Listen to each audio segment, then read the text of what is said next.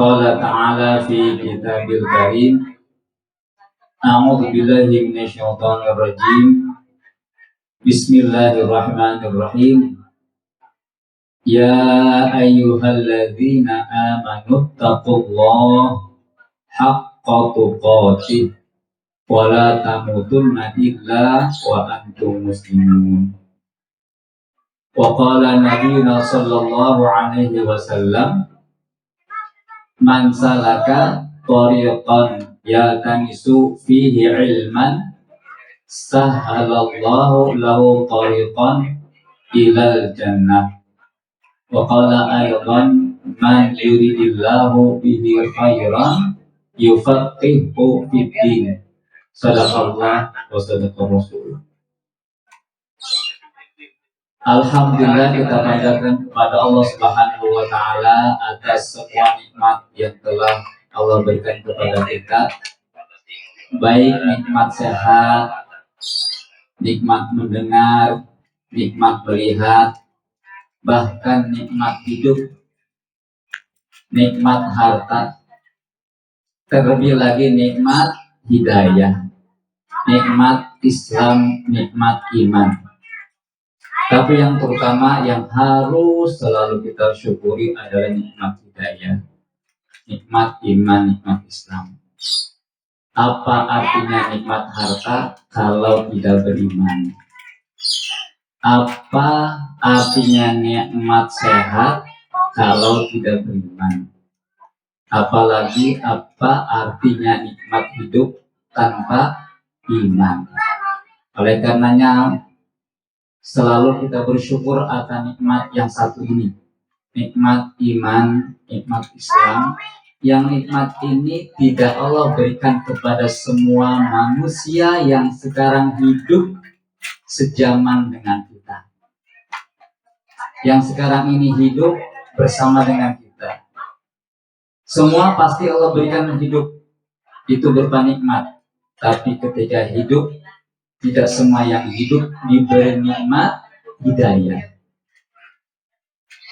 Oleh karenanya tidak berhenti kita bersyukur kepada Allah satu nikmat ini, yaitu nikmat hidayah.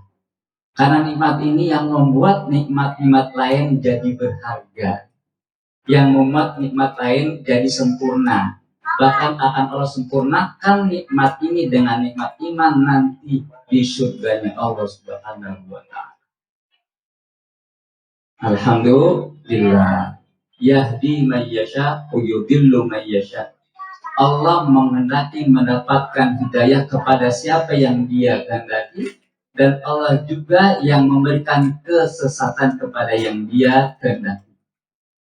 Kalau harta, semua pasti diberi harta, tapi tidak semua diberi nikmat hidayah. Mungkin kita, dan harus kita syukuri, kita yang ditakdirkan oleh Allah mendapatkan hidayah. Salam dan salam semoga Allah curahkan selalu kepada Nabi kita Muhammadin sallallahu alaihi wasallam. Hadirin yang Allah muliakan, saudaraku, tanpa menyebut satu persatu nama, mudah-mudahan semua dapat rahmat Allah Subhanahu wa taala, semua dapat limpahan maghfirah, pahala yang berlipat dari Allah, dan Allah anugerahkan kita akhir hayat kita dengan kalimat la ilaha illallah. Ini jaminan surga. Man qala fi akhir hayati qaulu la ilaha illallah dakhala jannah. Siapa yang akhir nafasnya menyebut kalimat la ilaha illallah masuk surga. Banyak hal yang hanya Allah saja yang tahu, termasuk Nabi kita nggak tahu. Tapi Allah berikan ciri-cirinya. Contohnya hari kiamat, hanya Allah yang tahu. Nabi saja, Nabi kita, orang yang paling mulia, orang yang paling Allah cintai, tidak tahu kapan terjadi hari kiamat. Tapi Allah berikan kepada Nabi kita pengetahuan tentang ciri-ciri terjadi hari kiamat. Di antaranya adalah yataqarabuz zaman, yataqarabul al-aswaq. Semakin cepat zaman berlalu, semakin cepat zaman sampai kepada kita, sehingga kita berkata baru kemarin harisan, udah harisan lagi. Kayaknya nih bocah baru kemarin digendong, sekarang udah bisa lari-lari. Kayaknya baru kemarin ente punya anak, sekarang udah melendung lagi bro. Salah satunya yang hanya Allah yang tahu adalah orang-orang yang bertakwa. Maka saya yakin di sini nggak ada yang berani mengklaim saya orang yang bertakwa. Ya, ada yang ngaku di sini saya akan bertakwa. Nggak berani Pak. Tapi Allah berikan ciri-ciri orang yang bertakwa. Buat apa? Menjadi cermin bagi kita orang yang bertakwa. Satu ini, dua ini, tiga ini. Apa fungsinya? Agar kita bisa bercermin apakah kita termasuk ciri-ciri yang ada dalam orang-orang yang dianggap Allah bertakwa. Termasuk pengetahuan kapan terjadi malam Lailatul Qadar. Nabi saja pernah tahu malam ini Lailatul Qadar, tapi langsung Allah lupakan, sehingga Nabi tidak bisa memastikan tanggal berapa jatuhnya Lailatul Qadar. Tapi Allah berikan kepada Nabi kita ciri-ciri malam Lailatul Qadar. Dan setelah Ramadan, nah kalimat kita ya, walaupun sudah jauh dari Syawal, sedikit kita tadabbur kalimat-kalimat yang kita ucapkan kepada saudara kita. Salah satunya adalah ja'alanallahu wa iyyakum minal aidin wal faizin. Semoga Allah jadikan kita dari hamba-hamba yang kembali, maksudnya kembali kepada fitrah, Aidul Fitri, Aid kembali fitrah kepada fitrah tauhid, wal faizin, dan termasuk orang-orang yang menang. Dan saya yakin juga di antara kita ini nggak ada yang mengklaim sayalah orang yang menang setelah Ramadan. Kalimat minal a'idin wal faizin, orang yang setelah beribadah atau keluar dari Ramadan kembali kepada fitrah dan menjadi pemenang. Tapi kita tidak mampu atau tidak berani mengklaim sayalah pemenang setelah Ramadan. Tapi Rasul memberikan ciri-ciri pemenang Ramadan. Apa kira-kira ciri pemenang Ramadan? Yang paling masyhur hadisnya kata Nabi, kal yaumi waladathu ummuh. Orang yang menang setelah Ramadan adalah ciri dari Rasul, dia seperti anak yang baru dilahirkan oleh ibunya. Nah, kira-kira anak yang baru dilahirkan oleh ibunya namanya apa? Bayi. Nanti mendidik bayi. Bayi lahir kata Nabi, kullu mauludin yuladu alal fitrah. Setiap bayi yang lahir pasti dalam keadaan fitrah, Aidul Fitri, kembali kepada fitrah tauhid. Kira-kira kalau anak bayi lahir setahun, sebulan, 2 bulan, dipanggil Allah, tempatnya surga apa neraka? Surga apa neraka? Sepakat kita, bayi yang lahir walaupun orang tuanya kafir, orang tuanya musyrik, tapi bayi ini sebulan 2 bulan diwafatkan Allah, yakin kita dia akan masuk surga. Wildanun mukhalladun. Wildan itu jamak dari walad, anak-anak, mukhalladun yang tetap kekal menjadi anak-anak, menjadi pelayan surga nanti. Jadi walaupun bapaknya kafir, ibunya kafir, tapi mati dalam keadaan baik fitrah, kalau tak akan masuk surga. Hadirin yang Allah muliakan, salah satu ciri orang yang menang, ada beberapa, 3 disebutkan, kita sebutkan di sini. Yang pertama adalah dia istiqomah dalam kebaikan. Istiqomah itu kata Nabi, fa'lam anna ahabbal a'mali ilallahi dawamuha wa in Allah.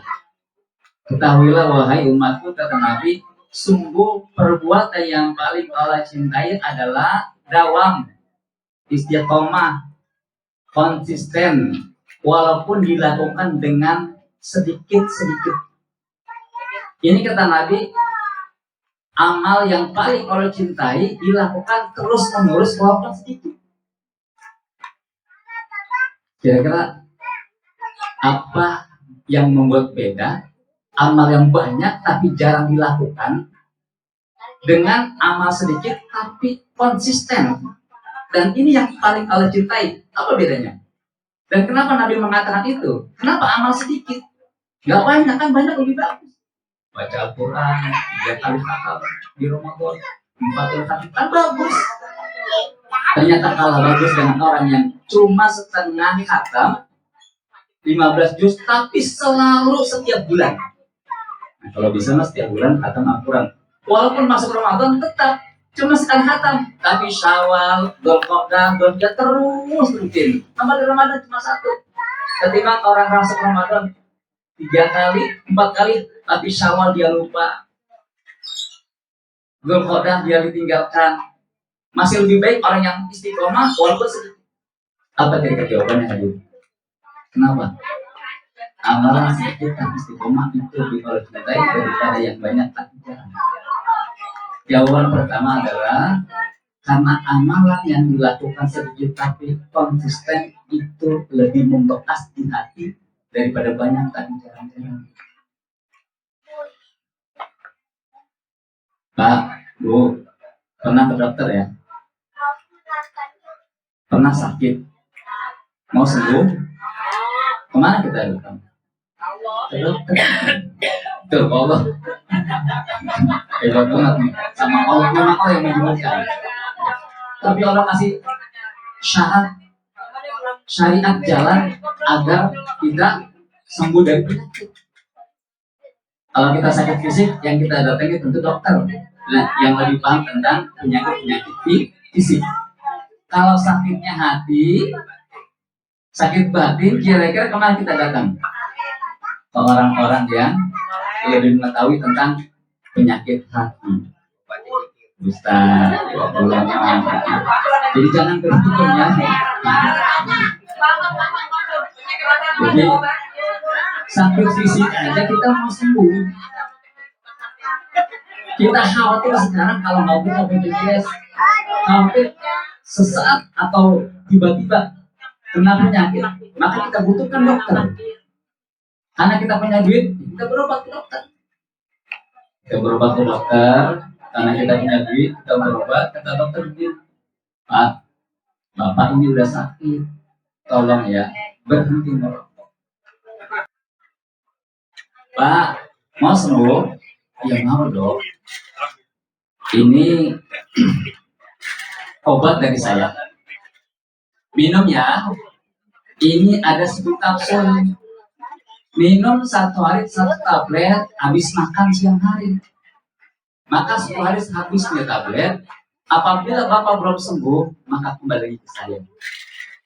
Hari ke-11, hari 12, 13, Bapak belum sembuh, kembali lagi ya. Siap dok, karena sembuh dibayar 1 juta, 1 tablet 100.000.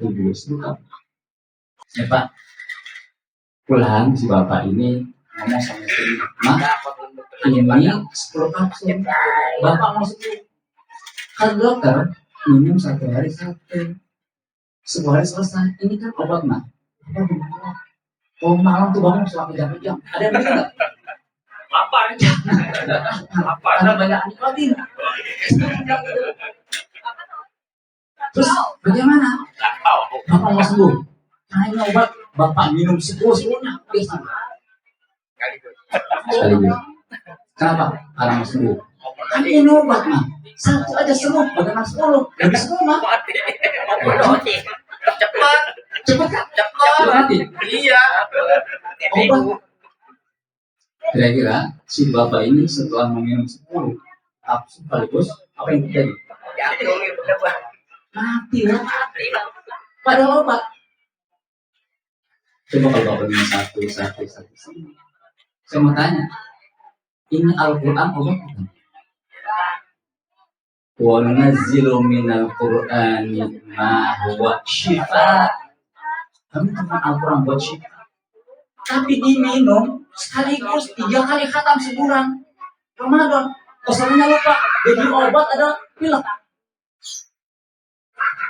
Satu malam panggil 5 kiai, selesai jam 2 malam, besok subuhnya ketinggalan. Pening pala. Pernah dengar nggak ada santri kebanyakan ilmu, sedang dia pulang konslet otaknya nggak mampu. Pak, Al-Quran kayak obat. Al-Quran kata Allah syifa, obat. Jangan telan sekaligus, pening pala. Undang-undang semangat sebulan Ramadan 1 kali bulan 3 kali khatam, besok lupa, bukan jadi obat, pening pala. Sekali sejuk terus, 1 hari sejuk terus, ini jadi obat. Yang obat itu pelan-pelan aja terus, tiap hari membekas. Walaupun dia obat, sama pil obat sekaligus telan. Al-Quran obat sekaligus telan sebulan, besok lupa, bukan obat. Itu istiqomah. Makanya nggak perlu banyak loh. Makanya kata Nabi, jangan sampai kamu berlaku bosan, beribadah sampai bosan. Kamu nggak akan bosan, kamu yang bosan. Pelan dikit. Jadi ciri pemenang setelah Ramadan adalah istiqomah. Yang kedua apa kira-kira? Makin pasrah, makin tunduk sama Allah. Yang tadinya cuma wajib-wajib saja, habis Ramadan jangankan yang wajib, tertinggal yang sunnah, itu nyesal. Kalau kita lihat tuh tagline, judul-judul halal bihalal setelah Ramadan, apa judulnya? Meningkatkan amal ibadah pasca Ramadan. Bullshit, bohong. Ada yang di sini setelah Ramadan amalnya meningkat? Ada? Saya enggak. Saya akui setelah Ramadan amal saya nurun, bahkan nurunnya drastis. Betul nggak? Yang ini benar nggak? Meningkatkan amal setelah Ramadan. Bohong. Kenapa? Tidak ada satupun, kecuali ya. Tapi saya nggak tahu kecuali setelah Ramadan sebagian atau orang Islam mampu meningkatkan amalnya. Ada nggak sih? Ada yang tadi malam tahajud 11 rakaat. Ada yang tadi malam sahur. Ada yang tadi malam tahlim. Pak, Ramadan hampir semua masjid, semua musola ada yang tutup bakal terawih, tutup terawih. Belajar itu adalah perintah pertama Allah kepada kita. Betul? Belajar itu perintah pertama Allah kepada kita. Karena ayat yang pertama turun kepada Nabi kita, Iqra, apa artinya? Belajar. Tapi belajar kita paling males dan paham sekali di kain itu, maka belajar tiap malam kultum. Bahkan ada yang kultum terawih, ada yang kultum subuh. Kenapa? Dia tahu fadilah belajar. Apa fadilah belajar, Pak? Kata Nabi, lillahi sayyaratun minal malaikah. Allah punya malaikat yang kerjanya keliling. Sayyarat makanya mobil, keliling kerjanya. Ngapain dia keliling? Dia mencari para ahli zikir, ahli taklim. Ketika dia menemui ahli taklim, ahli zikir, maka dia mampir di situ. Ikut bersama orang-orang yang sedang taklim zikir. Nah, orang ahli zikir itu, ahli taklim itu bukan hanya orang yang subhanallah. Kata Imam An-Nawawi, ketika kita berdagang, kita berniaga, membeli satu barang, kita tidak mau barang ini yang haram kita beli, dan kita jujur, pedagangnya jujur, pembelinya jujur, itu masuk ahli zikir. Jadi kalau cuma hanya berdua, ketika ada perdagangan, dia jual yang halal, dibeli dengan cara halal, itu termasuk zikir, ahli zikir. Maka turun rahmat Allah kepada orang yang sedang melakukan transaksi dengan halal, itu masuk zikir. Apalagi orang yang tadabbur 1-2 ayat, itu ahli zikir, kata Imam An-Nawawi dalam kitabnya Al-Adhkar An-Nawawi. Jadi kita nggak mungkin meningkatkan amal kita setelah Ramadan tapi secara kuantitas, secara jumlah. Lalu kalau dengan jumlah kita tidak mungkin meningkatkan amal ibadah kita, dengan apa kita tingkatkan amalan kita? Tentu dengan kualitas, bukan kuantitas. Kualitas. Bisa jadi Pak, kita sama-sama puasa, tapi nilai puasa kita di hadapan Allah berbeda. Saya puasa, Bang lagi puasa, Kompas puasa, sama nggak nilainya di hadapan Allah? Belum tentu sama. Apa yang membedakan nilainya di hadapan Allah berbeda? Ilmu tentang puasa, ilmu tentang puasa. Dia tahu puasanya cuma 3 malam, tidak minum, tidak jima. Kapan? Dari subuh sampai maghrib selesai sudah. Yang ini tahunya tidak makan, tidak minum, tidak jima, kali juga tidak gila, tidak makan sembarangan, tidak minum sembarangan. Beda nggak nilainya? Sama-sama puasa, sama-sama nggak makan. Beda nilai dari Allah. Kenapa beda? Karena ini dia tahu ilmunya bukan dia tidak makan, tidak minum, tapi juga tidak gila, tidak fitnah, tidak dia sembarangan. Apa yang membedakan pengetahuan dia tentang puasa yang sesungguhnya? Ilmu. Makanya Dr. Manggi turun perintah orang ini adalah iqra, belajar. Itulah yang membuat beda kualitas ibadah kita setelah Ramadan. Makanya setelah ini hidupkan majlis taklim agar meningkatkan kualitas amal ibadah kita. Yang kedua. Terakhir yang ketiga, apa tadi? Pertama istiqomah, kedua semakin tunduk, yang ketiga hampir sama sebetulnya sih, semakin pasrah kepada Allah Subhanahu wa Ta'ala. Bu, Pak, ada nggak orang tua yang lahir anaknya dibuang potong sampah? Ada nggak bayi yang lahir sama orang tuanya dimasukkan ke dalam kotak dibuang ke sungai? Ada nggak anak yang baru lahir sama orang tuanya langsung dijual sama orang lain? Ada. Kalau anak itu bisa protes, dia protes. Pak, bisa dibuang ke tong sampah? Itu orang tua macam apa? Ini kenapa saya dikira tangankan ke orang lain? Apa salah saya? Kalau dia bisa berbuat, bisa bicara, dia protes. Kenapa dia protes? Emang belum bisa ngomong. Kenapa dia protes? Kenapa dia nggak protes? Karena dia pasrah apa saja yang dilakukan demi habis. Tapi lihat hasil dari pasrah. Nangis dideteksi, kencing dicebok, haus disuapin. Pasrah dia. Kita kalau pasrah jangan coba-coba cari yang haram. Kalau kita lapar pasti lokasi. Kenapa kita pasrah? Nah, itu hal yang haram datang sendiri kalanya. Rokok disodori ke depan. Ya. Jemaah, kalau ada orang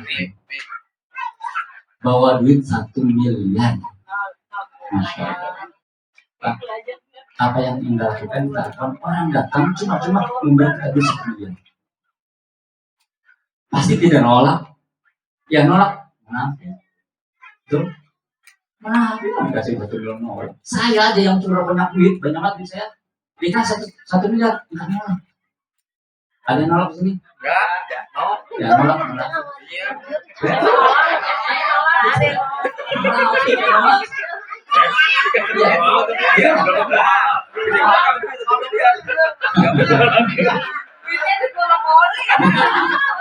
Benar, ini cerita juga benar.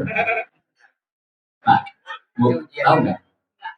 Kalau kita sholat berjamaah subuh, apa yang dijanjikan oleh Rasulullah kepada kita?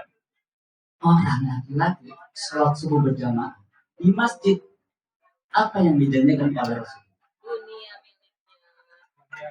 Ya. Itu baru kopiahnya, fajarnya.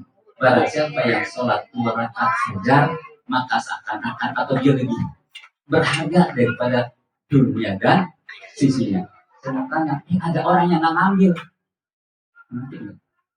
lebih munafik. 1 miliar mah kecil, ini dunia dan sisinya dia nggak ambil, munafik nggak? Makanya kata Nabi, berat sama orang munafik belum sholat isya dan subuh. Makanya yang nggak subuh jamaah lebih munafik daripada yang nggak mau dikasih 1 miliar. 1 miliar mah kecil. Gedean mana mobilnya? Orang dijanjikan oleh Nabi, kamu sholat 2 rakaat qobliyah subuh, belum subuhnya, lebih baik daripada dunia yang nggak diambil. Nah, gitu. Nah, ada lagi orang datang, kan 1 miliar, Pak, gratis, kecil aja. Yang bawa jayus ya. Kamu balik ke saya kecil aja, kenapa? Mata kamu sama satu. Berani nonton? Enggak. Berani nonton? Wah, nggak bohong, nggak mau saya 1 miliar. Berarti mata ini sebelah berapa harganya? Ada lagi yang lebih gede, 100 miliar, 100 miliar. Gratis tidak, cuma kecil saja bandingan apa? Yang minta jantung. Lah kalau dapat 1 miliar kasih jantung, mati kita. Cuma tanya, 1 miliar diambil 3.500.000 berapa? 1 miliar diambil 3.500.000, sisanya berapa? Berarti 3.500.000 gede kecil. Kecil, ada korban semua. Betul? Kalau 1 miliar diambil 3.500.000 kan kecil. Makanya kalau kecil udah korban semua. Amin. Berapa tadi rokok? 30.000 kali 2, 60 sebulan. 150.000 setahun. Sebulan masa 360 kali 610 berarti 1,2 sebulan. Setahun 12 juta buat rokok. Ketika buat patungan korban nggak punya berkedang mata satu. Insya Allah. Ini semoga bermanfaat. Assalamualaikum warahmatullahi wabarakatuh.